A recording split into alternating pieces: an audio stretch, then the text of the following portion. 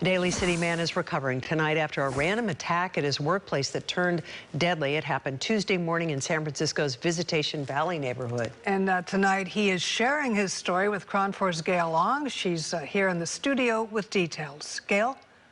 Catherine, Vicky, the victim I spoke with says he has been working at that 7-Eleven for 40 years. But after Tuesday's brutal attack inside the store, he says he is scarred physically and mentally and no longer able to work. He went inside and started hitting me.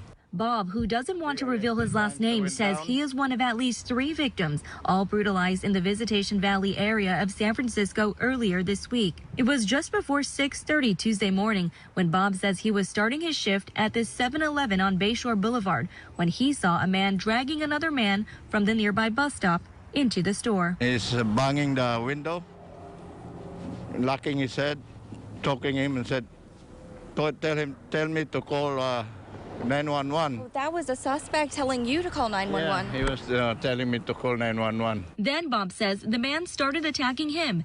Bob was hit on the head at least 5 times, giving him multiple lacerations around his head and a ruptured eyelid. Once the suspect left the store, Bob managed to call 911.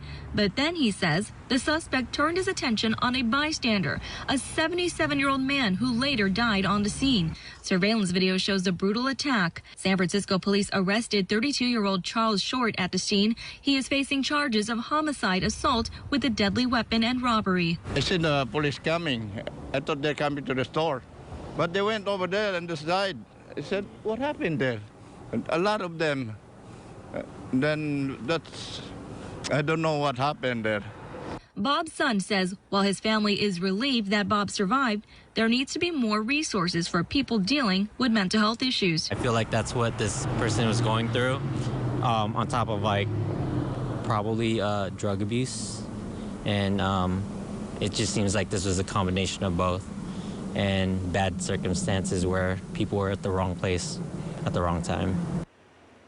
Meantime, local leaders say they are working with police and other city agencies to prevent these types of attacks happening in the community. In the studio, Gail Ong, KRON 4 News.